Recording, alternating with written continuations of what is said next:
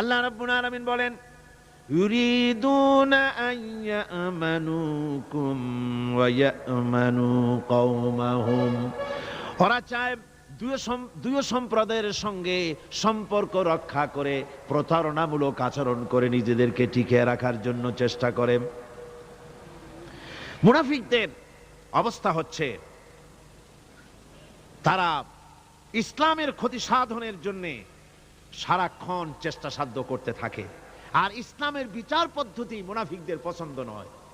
ইসলামের যে কোনো বিচার পদ্ধতি শুনলেই তাদের দারুণ জ্বালা করে। যেমন ইসলামের বিচার পদ্ধতি হলো, চোর পুরুষ হোক আর নারী হোক উভয়ের হাত কেটে দাও। এ শুনলে তারা বলে এটা হলো বর্বর আইন। জেনার শাস্তি, মদখোরের শাস্তি, হত্যাকারীর শাস্তি, কোরআনে কারীম যে শাস্তি বিধান করেছে তা শুনলে পরে তাদের দারুণ খারাপ লাগে এবং এ নিয়ে বিতর্ক সৃষ্টি করে। কোরআনে কারীম আল্লাহ এই চরিত্র সম্পর্কে বলেছেন, ইউরিদুনা আন ইয়াতাহাকাবু ইলাত তাগুত। তারা শয়তানের আইনকে প্রতিষ্ঠিত করতে চায়, অর্থাৎ আল্লাহর আইন বিদায় করে দিয়ে মানুষের তৈরি করা মতবাদকে প্রতিষ্ঠিত করার জন্য তারা চেষ্টা চালায়। শুধু তাই নয়, মুনাফিকদের আরেকটা চরিত্র হলো, তারা যদি আজান শুনতে পায়, আজান এবং নামাজ সম্পর্কে তারা কটূক্তি করে। আজান এবং নামাজ সম্পর্কে তারা কটূক্তি করতে থাকে। এটা হলো মুনাফিকদের আরেকটা চরিত্র। আল্লাহ রাব্বুল আলামিন বলেন, ওয়াইদা নাদাইতুম ইলাস সালাতি ইত্তাখাযুহা হুজওয়ান ওয়া লাইবান। যখন আজান তারা শোনে, যখন নামাজের দিকে তাদেরকে ডাকা হয়, তখন তারা ঠাট্টা করে, বিদ্রূপ করে। আরেকটি চরিত্র হলো, সমাজের ভিতরে অশ্লীলতা বাড়াবার জন্য তারা প্রচেষ্টা চালায়। ইন্নাল্লাযীনা ইউহিব্বুনা আন তাশিআল ফাহিশাতু ফিল্লাযীনা আমানু লাহুম আযাবুন আলীম। ঈমানদার লোকদের মধ্যে অশ্লীলতা এরা বেশি করে ছড়াবার জন্য চেষ্টা করে, মানুষকে দুশ্চরিত্র বানাবার জন্য তারা চেষ্টা করে। এইভাবে করে রেডিওর মাঝে, সিনেমার ভিতরে, গানের মাধ্যমে, যাত্রার মাধ্যমে, পত্রপত্রিকার মাধ্যমে নানানভাবে চেষ্টা চালায় যাতে করে মুসলমানদের মধ্যে চরিত্রহীনতা বাড়তে থাকে, শয়তানি বদমাশি বাড়ে, মানুষ চরিত্রবান হতে পারে এমন কিছু প্রদর্শিত হবে না, বরং প্রদর্শিত হবে মুনাফিকরা চেষ্টাই চালাবে যাতে করে মানুষের দ্বীন ও ঈমান নষ্ট হতে পারে, সেগুলি তারা করতে থাকবে। এগুলি হলো মুনাফিকের চরিত্র। এগুলি কি চরিত্র? পাপের কাজ যদি দেখে তড়িৎ গতিতে ওরা ঝাঁপিয়ে পড়ে।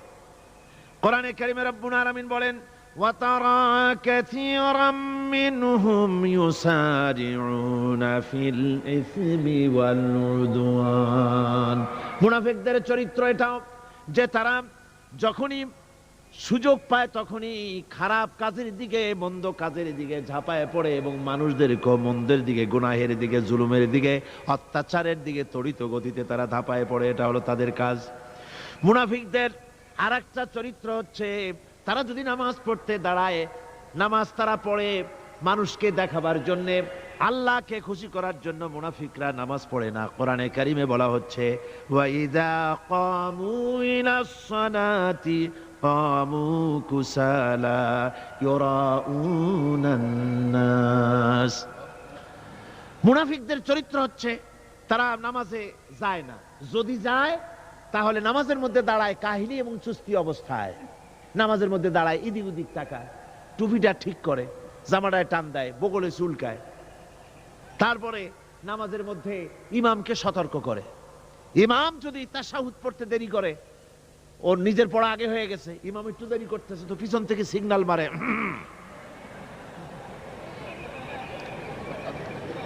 এগুলি নামাজ হচ্ছে, আল্লাহ পাক বলছেন ইউরাউনান নাস, এরা মানুষকে দেখাবার জন্য নামাজ পড়ে, এগুলি আসল নামাজ নয়। এগুলি আসল নামাজ নয়, আল্লাহকে সন্তুষ্ট করার জন্য নয়, এগুলি মানুষকে দেখাবার জন্য তারা নামাজ পড়ে।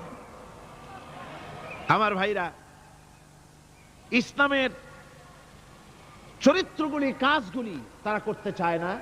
সব সময়ের জন্য ইসলামের সঙ্গে বিরোধিতা করা এবং ইসলামের অপব্যাখ্যা করা, এগুলি হচ্ছে এই মুনাফিকদের চরিত্র, মুনাফিকদের কাজ। মুনাফিকরা চিরটা কাল এভাবে মুসলমানদের সঙ্গে খারাপ ব্যবহার করে এসছে এবং নিজেরা জাহান্নামের পথকে এভাবে তারা করে নিয়েছে।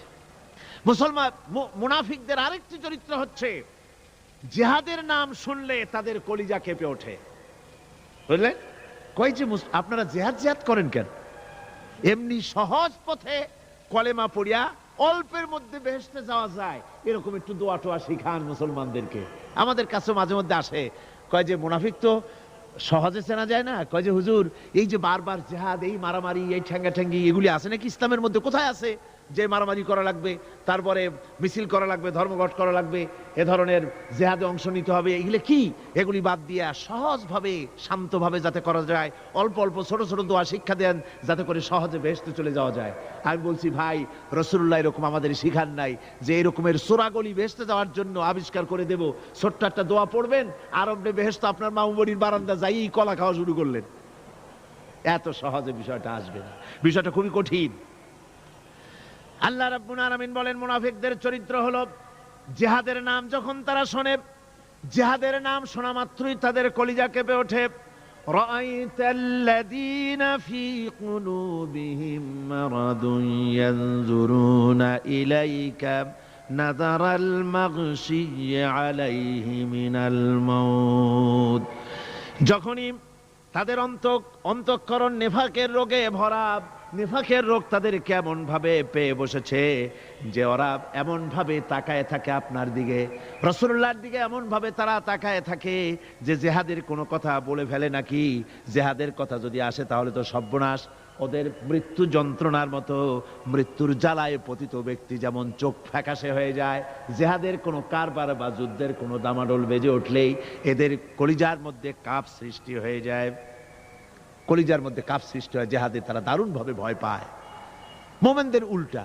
মোমেনদের হলো জিহাদের নাম শুনতে তাদের কলিজার মধ্যে ফুর্তি আসে। তার কারণ হচ্ছে জিহাদের ময়দান হচ্ছে এমন এক ময়দান, আল জান্নাতু তাহতা যিলালিস সায়ুফ, বেহেশত হচ্ছে তরবারির ছায়াতলে। এই রাস্তায় যদি মরতে পারি, জীবনে তো বহুত গুনাহ করছি, বেহেশতে যেতে পারবো কিনা আল্লাহই জানে, কিন্তু এই একটা পথ, এইখানে যদি জানটা দিতে পারি বিনা হিসাবে আল্লাহর জান্নাতে চলে যেতে পারবো। আর শাহাদাতের মত হচ্ছে পিঁপড়ায় কাটার যন্ত্রণার চাইতে বেশি কিছু না। মোমেনদের দিলের জন্য খুশি হয়, আর ওদের দিল দারুণ কষ্ট তারা পেতে থাকে।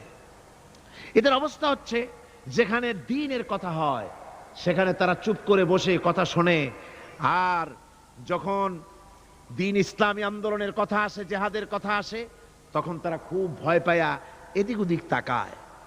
কোরআনে কারিমে ওদের এই চরিত্র সম্পর্কে বলা হয়েছে, ওয়াইযা মা উনজিলাত সূরাতুন নাযারা বা'দাহুম ইলা বা'দিন হাল ইয়ারাকুম মিন আহাদিন সুম্মা ইনসারাফু। এরা কোরআনের আয়াত যখন নাজিল হয় তখন একজন আরেকজনের দিকে তাকাতাকি করে, কি জানি আমাদের ব্যাপারে কোনো আয়াত নাজিল হয়ে পড়ে নাকি, অথবা জিহাদের ব্যাপারে কোনো আয়াত নাজিল হয়ে পড়ে নাকি। কেউ দেখে নাকি এই সব এদিক ওদিক তাকাই আসতে এই জায়গা থেকে কেটে পড়ে, যে আমাদের চরিত্রই তো বর্ণনা করা হচ্ছে, কাজী এখন আর বসা ঠিক না, আস্তে করে কেটে পড়ার জন্য চেষ্টা করে। এটা হলো মুনাফিকদের আর একটা চরিত্র।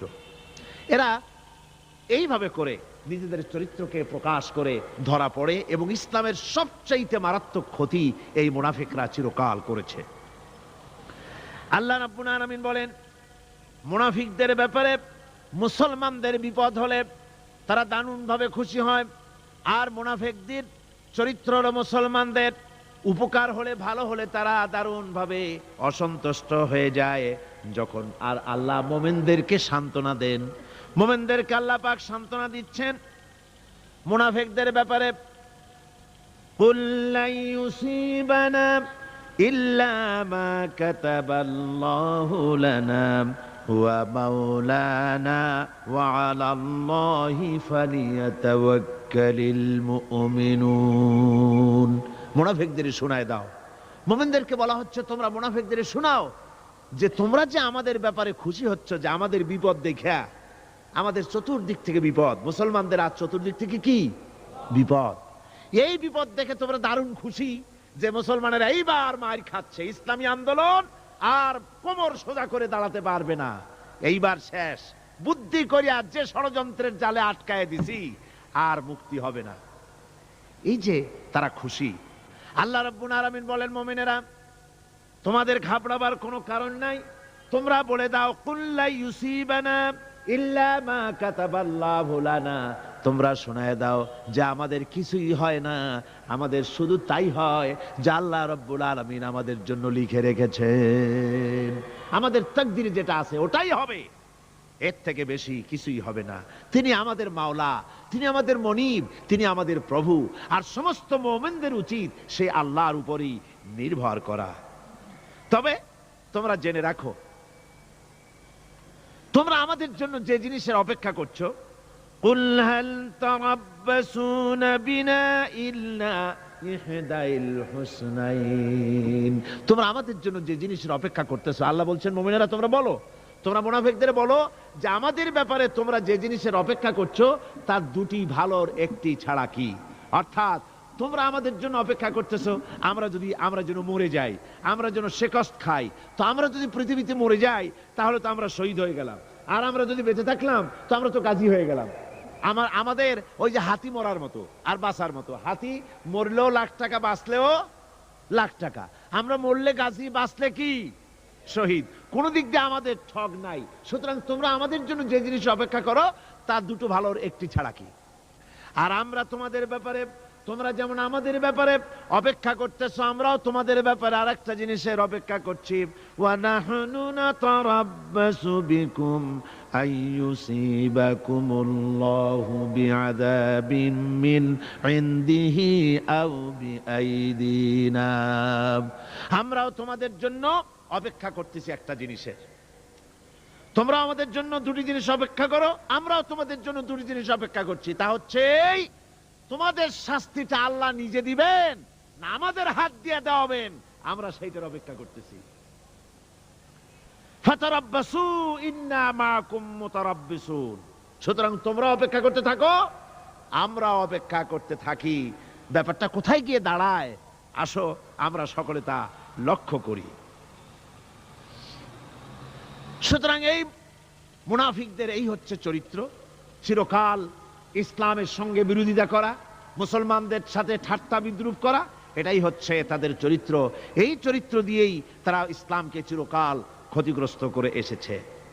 রাসূল পাক সাল্লাল্লাহু আলাইহি ওয়াসাল্লাম এই মুনাফিকদের সম্পর্কে বলেছেন যে মুনাফিকরা হচ্ছে ইদা হাদা গাদারা, যখন তারা ওয়াদা করে সে ওয়াদাকে তারা খেলাফ করে। এটা হচ্ছে মুনাফিকদের একটা চরিত্র। তারপরে তাদের কাছে কোনো জিনিস আমানত রাখলে, ইদা উত্তুমিনা খানা, যখন আমানত রাখা হয় সে আমানতের তারা খেয়ানত করে। তারপরে যখন তারা ঝগড়ায় লিপ্ত হয় তখন তারা পরস্পরকে গালাগালি করে। আর যদি তারা কথা বলে, কথার মধ্যে কথায় কথায় তারা মিথ্যে কথা বলে। এই হচ্ছে মুনাফিকদের চরিত্র। এরপরে মুনাফিকরা শুধু রুজি রুটি আর পেট নিয়েই তারা ব্যস্ত থাকে। মুনাফিকদের এই চরিত্র কোরআন এবং হাদিসে আল্লাহ রাব্বুল আলামিন স্পষ্ট করে মানুষের সামনে তুলে ধরেছেন, যাতে করে আমরা মুনাফিকি চরিত্র থেকে রক্ষা পেতে পারি। এই মুনাফিকদের সম্পর্কে সর্বশেষ কথা, আল্লাহ রাব্বুল আলামিন যেহেতু মুনাফিকরা ইসলামের সবচাইতে বেশি ক্ষতি করেছে, সেই জন্য আল্লাহ রাব্বুল আলামিন নবীকে বলেছেন যে আপনি যদি এদের ব্যাপারে ইস্তাগফির লাহুম আও লা তাস্তাগফির লাহুম ইন তাস্তাগফির লাহুম ৭০ মাররাতান ফালান ইয়াগফিরাল্লাহু লাহুম, আপনি যদি এদের জন্য ক্ষমা চান আর ক্ষমা আপনি নাই চান, এমনকি ৭০ বারও যদি আপনি মুনাফিকদের জন্য আমি আল্লাহর কাছে ক্ষমা প্রার্থনা করেন, আমি আল্লাহ রাব্বুল আলামিন মুনাফিকদেরকে ক্ষমা করে দেব না। মুনাফিক হচ্ছে চরমভাবে ক্ষতিগ্রস্ত, দুনিয়াও ক্ষতিগ্রস্ত হবে, আখিরাতেও তারা ক্ষতিগ্রস্ত হবে। আল্লাহ পাকের কত বড় কথা যে কিয়ামত পর্যন্ত মুনাফিকদের জন্য হুজুর সাল্লাল্লাহু আলাইহি ওয়াসাল্লামকে বলা হচ্ছে যে ৭০ বারও যদি তাদের জন্য আপনি আমার কাছে ক্ষমা চান, আমি মুনাফিকদেরকে কখনো ক্ষমা করব না। সুতরাং আমাদেরকে বুঝতে হবে মুনাফিকি চরিত্র সবচাইতে নিকৃষ্ট চরিত্র, আর এই চরিত্রে আল্লাহ পাক সবচাইতে বেশি অসন্তুষ্ট হন। আল্লাহ পাক তাই বলছেন কাবুরা মাকতান ইনদাল্লাহি আন তাকুলু মা লা তাফআলুন। আল্লাহর কাছে সবচাইতে বেশি ক্রোধ উদ্রেককারী এই ব্যাপারটাই যে তোমরা যা বলো তা তোমরা করো না। এটা বড় মারাত্মক ব্যাপার, আল্লাহ এটাকে সহ্য করেন না। সুতরাং মুমিনদেরকে এই আয়াত থেকে শিক্ষা গ্রহণ করতে হবে, মুনাফিকি ছাড়তে হবে, আনুগত্য করতে হবে। সবটাই আল্লাহর। কার আনুগত্য হবে? আল্লাহ এবং রাসূলের আনুগত্য জীবনের সকল ক্ষেত্রেই করতে হবে। এটাই মুসলমানদের জন্য ঈমানের সবচেয়ে বড় দাবি। তারপরে রব্বুল আলামিন বলেন, ইন্নাল্লাহা ইউহিব্বুল্লাযীনা ইউকাতিলুনা ফি সাবিলিহি সাফফান কাআন্নাহুম বুনিয়ানুম মারসুস। আল্লাহ পাক বলছেন, আল্লাহ নিশ্চয়ই ভালোবাসেন সেই সব লোকদেরকে যারা কাতারবন্দী হয়ে আল্লাহর রাস্তায় লড়াই করে। সীসা ঢালা প্রাচীরের মতো ইস্পাত কঠিন দৃঢ় হয়ে যারা কাতারবন্দী হয়ে সুসংবদ্ধ হয়ে আল্লাহর জন্য যারা লড়াই করে। এখানে বলা হচ্ছে যে লড়াইটা হবে আল্লাহর জন্য, সংগ্রাম হবে কার জন্য? ইউকাতিলুনা ফি সাবিলিহি। লড়াইটা কখনই দেশ দখল করা, তা আবার মানুষের তৈরি করা আইন কানুন প্রতিষ্ঠার জন্য দেশ দখল করার সংগ্রাম, মানুষের তৈরি করা মতবাদকে প্রতিষ্ঠা করার সংগ্রাম, এই জাতীয় যত রকমের সংগ্রাম আছে, যত রকমের জিহাদ আছে, এই সমস্ত সংগ্রামকে, লড়াইকে ইসলাম জায়েজ করে না। এগুলি মুসলমানদের জন্য একদম নিষিদ্ধ। মুসলমানরা লড়াই করবে কেবলমাত্র আল্লাহর রাস্তায়, ফি সাবিলিহি, জিহাদ ফি সাবিলিল্লাহ, ওয়াতুজাহিদুনা ফি সাবিলিল্লাহ। লড়াই হবে কার পথে? সবে চিল্লায় বলেন, লড়াই কার পথে? লড়াই কি? জিহাদ কি? জিহাদ এই নয় যে আপনি লাঠি ঠেঙ্গা নিয়ে তারপরে বাইর হবেন আর হিন্দু খ্রিস্টান যেখানে পাবেন সমানে মারিয়া শেষ করে ফেলাবেন। এর নাম জিহাদ নয়। জিহাদ হচ্ছে আল্লাহর রাস্তায় সংগ্রাম করা, লড়াই করা। সেই লড়াইটা কি? যে কোনো উদ্দেশ্যকে সফল করার জন্য প্রচেষ্টা চালানো, প্রাণান্তকর প্রচেষ্টা চালানো। ওই প্রচেষ্টার নামই হচ্ছে কি? জিহাদ। সুতরাং এই জিহাদটা হবে আল্লাহর রাস্তায়, সংগ্রাম হবে আল্লাহর রাস্তায়। কি উদ্দেশ্যে? দ্বীন প্রতিষ্ঠার উদ্দেশ্যে। কোরআনে কারিমে রব্বুল আলামিন বলেছেন, আল্লাযীনা আমানু ইউকাতিলুনা ফি সাবিলিল্লাহ। যারা নাকি ঈমানদার তারা লড়াই করে আমি আল্লাহর রাস্তায়, আমি আল্লাহর পথে। তারা লড়াই করে, সংগ্রাম করে আমার দেওয়া জীবন ব্যবস্থা প্রতিষ্ঠার জন্য। ওয়াল্লাযীনা কাফারু ইউকাতিলুনা ফি সাবিলিত তাগুত। আর যারা নাকি কাফের, ভালো করে শোনেন, আল্লাহ পাক বলছেন যারা নাকি কাফের তারাই লড়াই করে মানুষের তৈরি করা তাগুতের পথে লড়াই করে, অর্থাৎ আল্লাহর দেওয়া রাসূলের দেওয়া বিধানকে বাদ দিয়ে মানুষের তৈরি করা, অন্যের তৈরি করা মতবাদ প্রতিষ্ঠার পিছনে সংগ্রাম করে।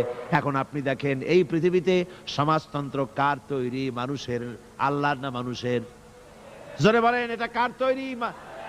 আল্লাহর না মানুষের? জাতীয়তাবাদ কার তৈরি? আল্লাহর না মানুষের? পুঁজিবাদ কার তৈরি? আল্লাহ না মানুষের? সমাজতন্ত্র কার তৈরি? আল্লাহ না মানুষের? ধর্মনিরপেক্ষতাবাদ কার তৈরি? আল্লাহ না মানুষের? এই সমস্ত মতবাদকে মানুষের তৈরি করা, এসব মতবাদকে প্রতিষ্ঠিত করার জন্য যারাই সংগ্রাম করে, যারাই লড়াই করে, আল্লাহ পাক বলেছেন ওয়াল্লাযীনা কাফারু ইউকাতিলুনা ফি সাবিলিত তাগুত। এরা হচ্ছে লড়াই করে তাগুতের পথে, শয়তানের পথে। কার পথেগুলি? শয়তানের পথ। জোরে বলেন, এই পথগুলি কার? শয়তানের পথ। যারা মুমিন তারা লড়াই করবে আল্লাহর পথে। সুতরাং লড়াই হতে হবে সব সময় আল্লাহর পথে। আর সেই লড়াই বিচ্ছিন্নভাবে নয়, কাতারবন্দী হয়ে সুসংহত সাংগঠনিক প্রক্রিয়ায় সুশৃঙ্খলভাবে সাংগঠনিক ফয়সলা সিদ্ধান্তকে মেনে নিয়ে আমিরের হুকুমকে অনুসরণ করে ঐক্যবদ্ধভাবে যদি লড়াই হয়, সে লড়াইয়ে বিজয় আসবে আল্লাহর পক্ষ থেকে। বিচ্ছিন্নভাবে নয়, ঐক্যবদ্ধভাবে কাজ করতে হবে। এই সব এই আয়াতের মূলনীতির ভিত্তিতে রাসূল পাক সাল্লাল্লাহু আলাইহি ওয়াসাল্লামের নেতৃত্বাধীন এমন এক মহা সামরিক শক্তি গড়ে উঠেছিল, যার সামনে তদানীন্তন রোম পারস্য পদানত হয়েছিল। সুবহানাল্লাহ পড়ে। সুতরাং এমন একটি বাহিনী গড়ার জন্য মুমিনদের প্রতি বলা হচ্ছে যে তোমরা হবে সেই ধরনের বাহিনী যারা নাকি লড়বে আল্লাহর রাস্তায়, আল্লাহর পথে লড়াই করবে নিজেদের জান এবং মাল দিয়ে, ঐক্যবদ্ধভাবে। তারপরে আল্লাহ রাব্বুল আলামিন বলছেন, وَإِذْ قَالَ مُوسَى لِقَوْمِهِ يَا قَوْمِ لِمَ تُؤْذُونَنِي وَقَدْ تَعْلَمُونَ أَنِّي رَسُولُ اللَّهِ إِلَيْكُمْ فَلَمَّا زَاغُوا أَزَاغَ اللَّهُ قُلُوبَهُمْ وَاللَّهُ لَا يَهْدِي الْقَوْمَ ফাসিকিন। স্মরণ করো মুসা আলাইহিস সালামের কথা। এই কথাগুলি আল্লাহ মুসলমানদের স্মরণ করাচ্ছেন। কাদেরকে? মুসলমানদেরকে। মুসা আলাইহিস সালামের কথা স্মরণ করো। তিনি তার কওমদেরকে বললেন, হে কওম, হে আমার জাতি, তোমরা কেন আমাকে উৎপীড়িত করছো, কেন আমাকে কষ্ট দিচ্ছ? ওয়াকাদ তা'লামুনা আন্নী রাসূলুল্লাহি ইলাইকুম, আর একথা তোমরা ভালো করেই জানো যে আমি তোমাদের জন্য রাসূল হয়ে এসেছি আল্লাহর পক্ষ থেকে। বন্ধুগণ, কোরআনে কারীমে একথা বলা হয়েছে, সর্বত্র প্রায় এসেছে, নবীদের উপরে সমকালীন যুগের লোকেরা নবীদেরকে কষ্ট দিয়েছে, মুসিবত দিয়েছে। কারণ কি? নবীদের স্বভাব খারাপ ছিল, তাই নাকি? নাউযুবিল্লাহি মিন যালিক। নবীরা স্বভাব চরিত্রের দিক থেকে সর্বশ্রেষ্ঠ। নবীদের জন্য সমকালীন লোকেরা ক্ষেপলো কেন? ক্ষেপেছে একটাই কারণ ছিল। নবীদের বিরুদ্ধে ক্ষেপার একটি কারণ, তা হচ্ছে নবীরা দুনিয়ার মানুষের সামনে বলেছেন, ইয়া কওমি ইবুদুল্লাহা মা লাকুম মিন ইলাহিন গায়রু। নবীরা দাওয়াত দিয়েছেন, ও আমার কওম, ও আমার জাতি, এক আল্লাহ ছাড়া কারো গোলামি করা যাবে না, কারো আনুগত্য করো না, দাসত্ব করো, গোলামি করো একমাত্র আল্লাহ রাব্বুল আলামিনের। অন্য আয়াতে এসেছে, আল্লাহ পাক বলেছেন, وَلَقَدْ بَعَثْنَا فِي كُلِّ أُمَّةٍ رَسُولًا أَنِ اعْبُدُوا اللَّهَ وَاجْتَنِبُوا الطَّاغُوتَ। আমি এমন কোন জাতি নাই, এমন কোন দল নাই যাদের জন্য নবী প্রেরণ করি নাই। নবীরা গিয়া তাদেরকে বলেছেন, এক আল্লাহর গোলামি করো, আর মানুষের দাসত্ব তাগুতের গোলামি বর্জন করো, আল্লাহর গোলামি করো। এই কথা বলার সঙ্গে সঙ্গে তাগুত খেপে গেছে। কে খেপে গেছে? কে খেপেছে? তাগুত সহ্য করতে পারে নাই।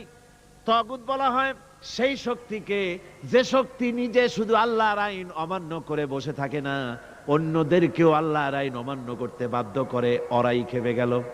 ওরা খেপে মার আরম্ভ করে দিল। হযরতে মুসা আলাইহিস সালাম মার খেয়েছেন। হযরতে মুসা আলাইহিস সালাম, হযরত ঈসা আলাইহিস সালাম, ইব্রাহিম আলাইহিস সালাম, নূহ আলাইহিস সালাম, এমন কোন পয়গম্বর আছেন যিনি মার খান নাই? কোরআনে কারীম বলা হচ্ছে, ইয়া হাসরাতান আলাল ইবাদ মা ইয়াতিহিম মির রাসূলিন ইল্লা কানু বিহি ইস্তাহজিউন।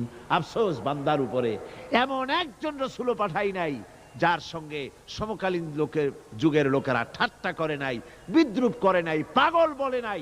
এমন একজনও পাঠাই নাই। যাকেই পাঠিয়েছি তার সাথে সমকালীন লোকেরা ঝগড়া বিবাদ করেছে, মারধর করেছে, অত্যাচার করেছে।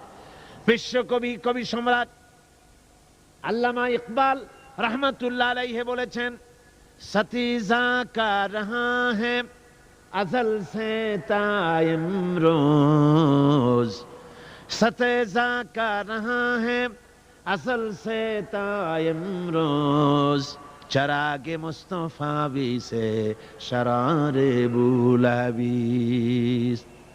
मुस्तफार दीप शिखार शाखे, मुस्तफार दीप शिखार साथे আবু লাহাবের অগ্নিস্ফুলিঙ্গের সংঘর্ষ চলে এসেছে। আবহমান কাল থেকে শুরু হয়েছে, আজও চলছে, কিয়ামত পর্যন্ত চলতে থাকবে। তবে কিনা আবু জেহেলের, আবু লাহাবের অগ্নিস্ফুলিঙ্গ নির্বাপিত হয়ে যাবে, আর মুস্তাফা সাল্লাল্লাহু আলাইহি ওয়াসাল্লামের দীপ শিখা জ্বলতেই থাকবে, নিভে যাবে না। সুবহানাল্লাহ পড়ে। নিভে যাবে না। কারণ কারণ হচ্ছে আল্লাহ পাক বলেছেন ইউরিদুনা লিইউতফিউ নূরাল্লাহি বিআফওয়াহিহিম ওয়াল্লাহু মুতিম্মু নূরিহি ওয়ালাউ কারিহাল কাফিরুন। কাফের বেঈমানেরা চায় মুখের ফু দিয়ে আমার আলোকে নির্বাপিত করে দেবে, আমার দ্বীনকে দুনিয়া থেকে মিটিয়ে দেবে। আল্লাহ পাক বলেন আমি আমার দ্বীনকে পূর্ণতা দান করব, জাঁকজমকের সাথে আমার দ্বীন দুনিয়ার বুকে প্রতিষ্ঠিত হবে। তাতে কাফেরদের কলিজার ভিতরে যতই জ্বালা যন্ত্রণা হোক না কেন, ওদের মনে যত কষ্ট হোক, ইসলাম প্রতিষ্ঠিত হবে। আল্লাহ বলেছেন। কে বলেছেন? আল্লাহ পাক। আমি আমার দ্বীনকে পূর্ণতা দান করব। সুতরাং কাফেররা বাধা দিল নবীদের। কারা বাধা দিল? কাফেররা। যারা বাধা দিল তারা সংখ্যায় 3 শ্রেণী। কয় শ্রেণী? ভালো করে মনে রাখেন। 3 শ্রেণীর লোকেরা নবীদেরকে বাধা দিয়েছে। মুসা আলাইহিস সালাম বলছেন, কেন আমাকে কষ্ট দিচ্ছ অথচ তোমরা জানো যে আমি আল্লাহর রাসূল? এই যে পয়গম্বরদেরকে বাধা দিল 3 শ্রেণীর লোকেরা। কারা দিল? 3 শ্রেণীর লোকেরা দিল। প্রথম শ্রেণী হচ্ছে রাষ্ট্র শক্তি। প্রথম কারা? 2 নম্বরে বাধা দিল বিত্তশালী, যাদের টাকা আছে, পয়সা আছে, বড় লোক। এই বিত্তশালী ধনাঢ্য ব্যক্তি হলো 2 নম্বর। আর 3 নম্বরে বাধা দিল ধর্মের নামের 1 শ্রেণীর ব্যবসায়ীর দল। তাহলে কয়টা হলো? 3টা। 3 শ্রেণীর লোকেরা বাধা দিয়েছে নবীদেরকে।